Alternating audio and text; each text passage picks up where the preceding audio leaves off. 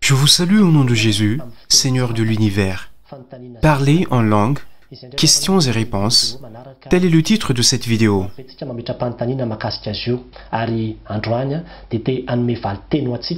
Nous sommes nombreux à nous poser la question sur ce sujet. J'aimerais vous apporter des réponses venant de la parole de Dieu pour mieux comprendre ce sujet. Sur le sujet de parler en langue, les versets de référence sont Actes 2, 1 Corinthiens 12 et 1 Corinthiens 14. Suivez jusqu'à la fin l'explication pour bien comprendre.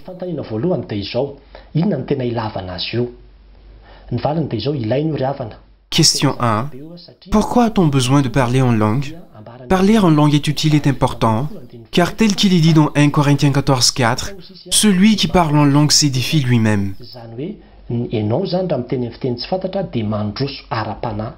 Donc si une personne parle en langue, elle progresse spirituellement. Parler en langue est utile à votre esprit et le nourrit, car il peut se développer de cette manière. Parler en langue est une manière de transmettre les messages, dire les choses cachées. Ce chapitre 14 nous le dit, car dans les premiers temps de l'Église, les gens n'avaient pas encore de Bible, donc afin de faire entendre sa parole, Dieu faisait parler en langue des personnes.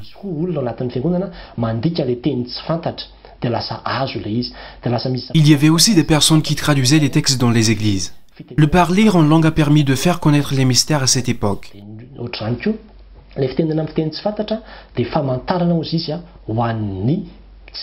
Le parler en langue est un miracle pour les incrédules, mais pas pour les croyants. Si une personne qui n'a pas encore la foi entend un parler en langue, elle va être impressionnée.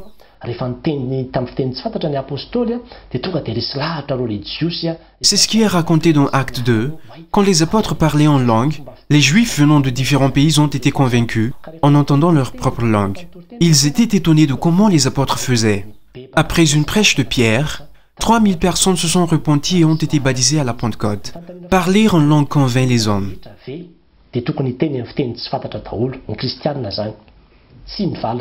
Question 2.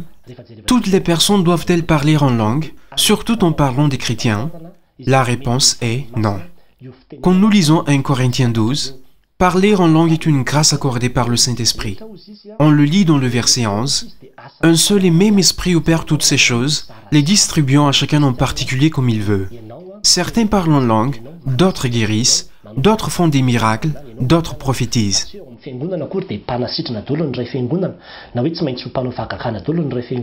L'Église n'est pas constituée que de guérisseurs ou faiseurs de miracles.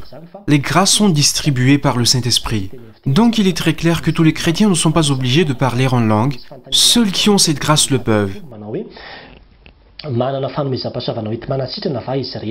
Dans le verset 30, la question se pose, tous ont-ils le don des miracles?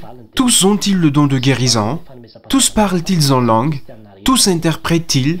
La réponse est non. Seuls ceux qui ont cette grâce peuvent parler en langue, mais pas chaque chrétien. Question suivante. Seuls ceux qui parlent en langue reçoivent-ils le Saint-Esprit? La réponse est non encore une fois.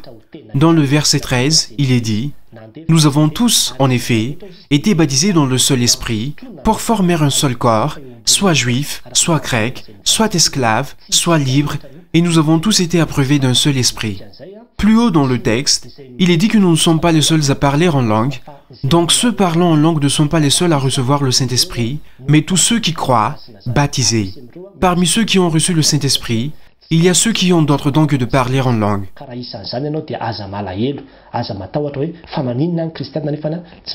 Si vous en faites partie, soyez rassurés, ne craignez pas de ne pas être un chrétien, c'est un don qui n'est pas juste fait pour vous. Parler en langue est une conséquence, un produit quand vous avez le Saint-Esprit en vous. Parler en langue est une façon de répondre à la parole, ce n'est pas une condition.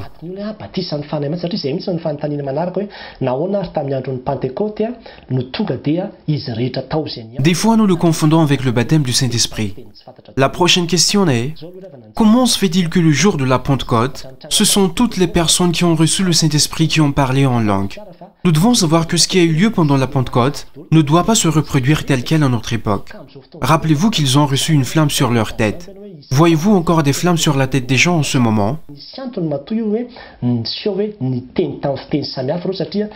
Il y a une raison qui explique le parler en langue à l'époque. Peut-être que c'était le moyen de convaincre les Juifs venus fêter la Pentecôte à Jérusalem à ce moment-là. Continuez la lecture au-delà du verset 5. Plus loin dans le texte, quand Pierre a fait la prédication, après avoir entendu ce discours, les personnes qui écoutaient eurent le cœur vivement touché et voulaient savoir ce qu'il faut faire. Dans le verset 38, Pierre dit « Repentez-vous et que chacun de vous soit baptisé au nom de Jésus-Christ, car la promesse est pour vous, pour vos enfants. » Ces personnes se sont repenties et ont été baptisées. Ils ont reçu le Saint-Esprit, ils ont été plus de 3000 personnes, mais aucun n'a parlé en langue.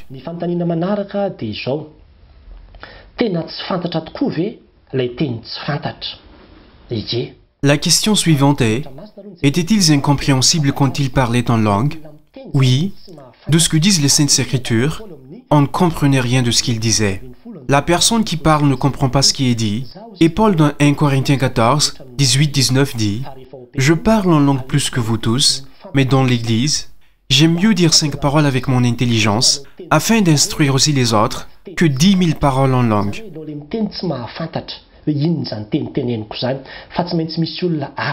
La personne qui parle ne sait pas ce qu'elle dit, et on a besoin de traduire ce qu'elle dit. Et le parler en langue peut être incompréhensible pour une personne, mais peut être compréhensible pour les personnes qui écoutent, car ce sont des phrases d'une vraie langue existante.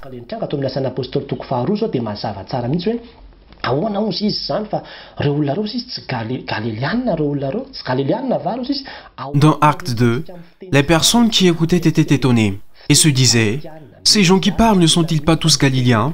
Et comment les entendons-nous dans notre propre langue, dans notre langue maternelle ?» Parthes, Mèdes, Élamites. Ce qui a été dit était de la vraie langue maternelle de ces personnes, mais n'était pas des paroles sans signification.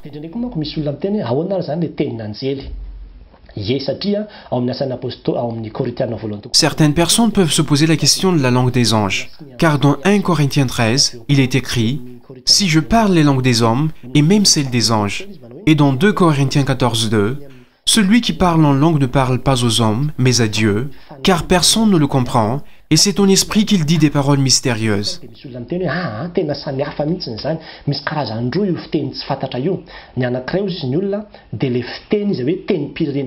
Certaines personnes disent que ce sont deux choses différentes.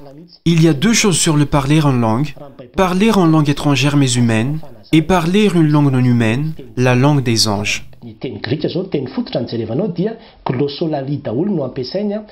Mais quand nous lisons la Bible, il n'y a pas de plusieurs types de parler en langue. En grec, le terme est glossolali, et il est utilisé dans les Actes des Apôtres, ainsi que dans 1 Corinthiens.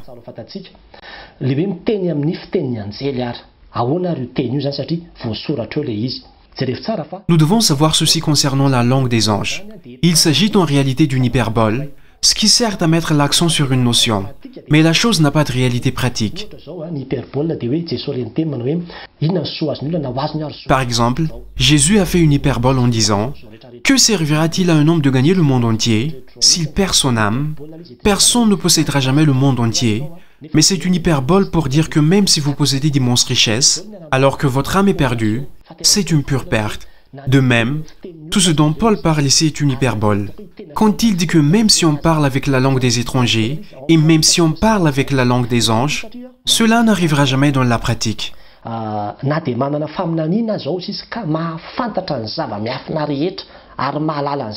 Il continue ensuite, « Si j'ai le don de prophétie, la compréhension de tous les mystères et toute la connaissance, personne ne pourra avoir tout le savoir du monde. Cela n'arrivera jamais, mais il s'agit d'une hyperbole. De même, et si je distribue mes biens aux pauvres, si même je livre mon corps aux flammes, c'est encore une hyperbole pour dire qu'il est en vain de ne pas avoir d'amour, même si on a accompli des choses telles que déplacer des montagnes. Dans la pratique, déplacer des montagnes n'est pas possible, mais c'est une façon de parler de grandes réalisations.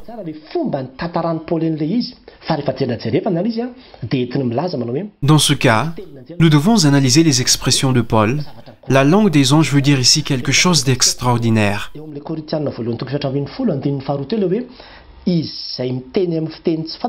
Quand nous lisons dans 1 Corinthiens 14:2, il dit « Celui qui parle en langue ne parle pas aux hommes mais à Dieu ».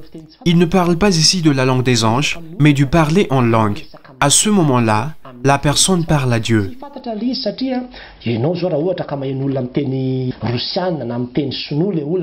Parler en langue veut dire parler avec une langue inconnue des hommes autour de vous, comme de parler russe ou chinois ou comorien devant des personnes malgaches. Donc Paul a dit qu'à ce moment-là, la personne ne parle pas à l'assemblée, mais à Dieu.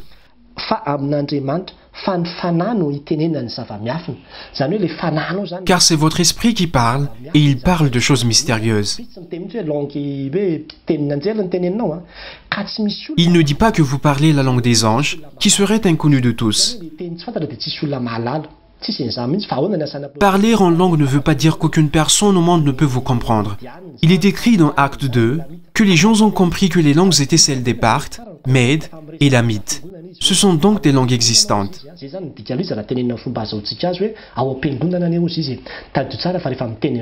Par contre, Paul parle de la situation dans l'Église. Dans l'Église, si vous parlez en langue, vous ne vous adressez pas à l'assemblée, mais à Dieu. Et c'est un parler mystérieux. Personne dans l'Église ne vous comprend. L'échange se fait entre vous et Dieu. Paul précise qu'il devrait y avoir un interprète. Il ne dit pas que parler en langue est parler la langue des anges. Ni ici, ni ailleurs dans la Bible, il n'a été dit qu'une personne parlait la langue des anges. On parle ici de parler en langue étrangère, une langue identifiable comme venant de tel ou tel pays. La prochaine question est-il possible d'apprendre le parler en langue?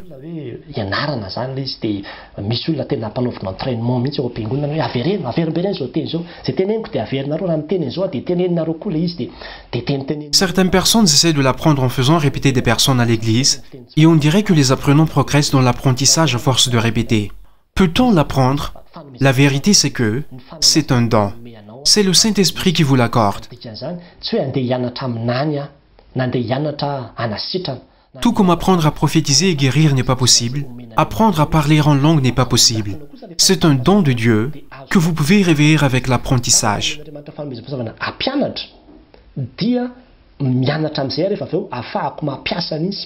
Par exemple, si j'ai le don de l'enseignement, je peux apprendre à améliorer ce don, mais pas apprendre pour obtenir ce don.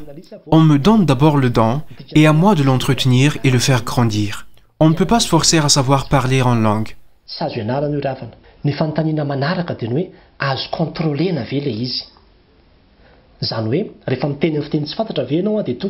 Prochaine question. Peut-on contrôler le parler en langue? C'est-à-dire, pouvez-vous arrêter de le parler selon votre volonté? Contrôlez-vous ce que vous dites? L'Esprit de Dieu en nous est un esprit plein de retenue. La retenue est l'un des fruits de l'Esprit. Vous pouvez vous contrôler, pas comme les personnes inconscientes. Les personnes sans Esprit de Dieu ne sont pas maîtres de leur corps. Elles peuvent tomber en extase en parlant inconsciemment.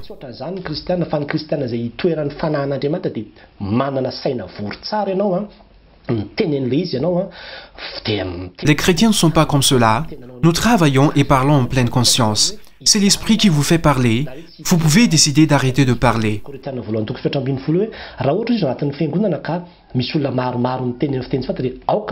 Dans 1 Corinthiens 14, Paul dit « Y en a-t-il qui parlent en langue, que 2 ou 3 au plus parlent, chacun à son tour, et que quelqu'un interprète ?» C'est dit clairement, et si un autre membre de l'assistance a une révélation, que le premier se taise.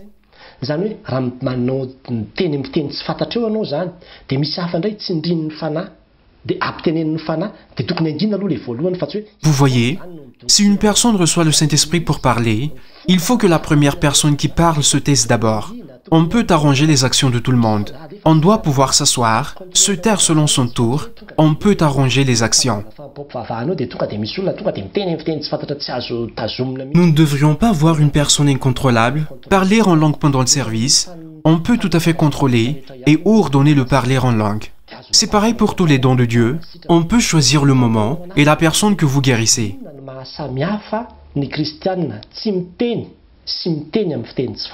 Question suivante. Quelle est la différence entre un chrétien qui parle en langue et un autre qui ne le fait pas? Aucune. Certaines personnes se considèrent comme plus saintes que les autres en parlant en langue. Et à l'opposé, certaines personnes se considèrent comme chrétiens de deuxième catégorie, puisqu'ils ne parlent pas en langue. Ce n'est pas vrai. C'est le Saint-Esprit qui partage ses dons. C'est pourquoi Paul donne l'exemple dans 1 Corinthiens 12, 11. Tous les organes du corps, malgré leur grand nombre, ne forment qu'un seul corps. On a les yeux, la bouche, les oreilles, ce sont les dents. Mais on ne peut pas dire que les yeux sont plus importants que la bouche, ou que les mains sont plus importantes que les pieds. Ils travaillent ensemble pour faire développer l'Église.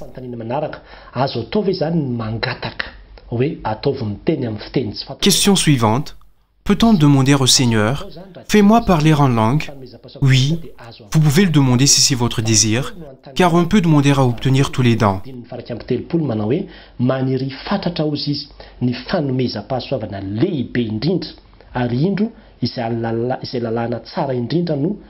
Mais selon Paul, il le dit dans le verset 31, « Aspirez aux dons les meilleurs », et il nous montre ces dons en parlant de l'amour. Dans 1 Corinthiens 13, l'amour est le plus grand des dons que nous devons chercher à obtenir.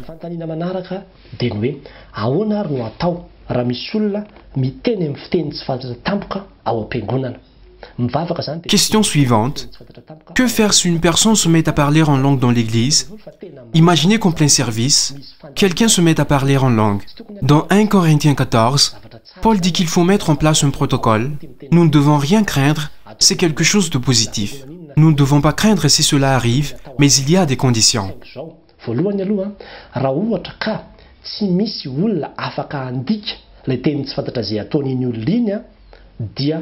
S'il n'y a personne pour interpréter ce que dit la personne qui parle en langue, il vaut mieux le faire taire, il faut l'arrêter avec douceur.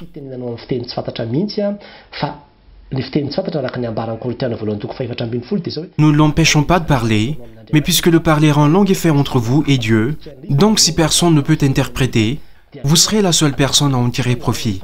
Il vaut mieux le faire chez soi, dans l'intimité, mais ne pas le faire en public, pour ne pas déconcentrer le service. C'est là qu'on verra que le parler en langue peut tout à fait se contrôler.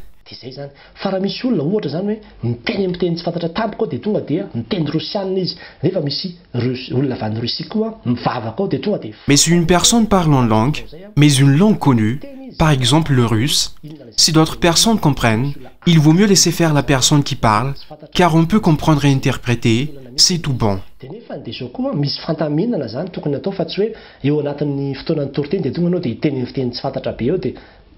Mais ceci doit respecter le protocole et les tours de prise de parole, sinon on peut perturber toute l'assemblée, alors que l'avantage est pour un nombre limité de personnes.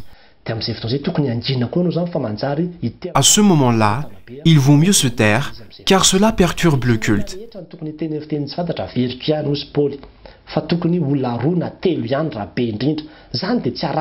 Le parler en langue n'est pas pour tout, mais pour 2 ou 3 personnes au maximum. Ceci est marqué dans la Bible. Ces 2 à 3 personnes doivent se partager la parole dans le culte. Je parle bien de pendant le culte, mais pas dans la vie privée.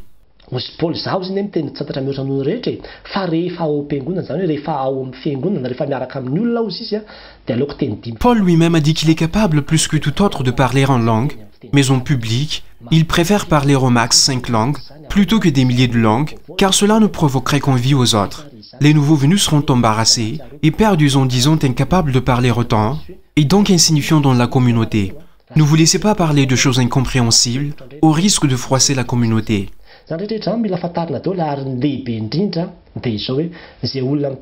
Maintenant, la question la plus importante, toute personne parlant en langue parle-t-elle par la force du Saint-Esprit? Non, nous devons être vigilants. La parole de Dieu le dit, ne vous fiez pas à tout esprit, mais mettez les esprits à l'épreuve pour savoir s'ils sont de Dieu.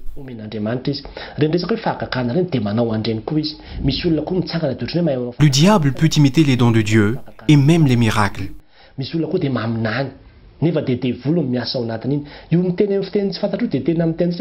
Certains miracles peuvent être l'œuvre du diable, certains peuvent prophétiser, le parler en langue peut être imité par le diable. Certaines personnes peuvent dire du charabia et se croire parler au nom du Saint-Esprit. Karaha misy olona zany miteny amin'ny fiteny tsy fantatra, manambara hoe teny avy amin'ny fanamanitra dia mbola tsy maintsy jerevana amin'ny tenin'Andriamanitra hoe mifanaraka amin'ny tenin'Andriamanitra ve. Nous qui connaissons déjà la parole de Dieu, si une personne parle en langue et dit parler au nom de Dieu, nous devons examiner ce qu'elle dit, si c'est conforme à la parole de Dieu, mais nous ne devons pas tout prendre. Mbola entinao amin'ny tenin'Andriamanitra, mbola dinihana lalina aloha iny vao azo hoe raisina hoe avy amin'Andriamanitra izay le teny. Nous devons éprouver face à la parole de Dieu ce qui est dit avant de tout accepter. Il faut contrôler la cohérence avec la parole de Dieu. La meilleure chose à faire est de se baser sur ce que dit la Bible. De cette manière, on est sûr qu'elle vient du Saint-Esprit, de Dieu. Je vous exhorte à rester vigilants. Que la gloire soit à Dieu seul. Amen.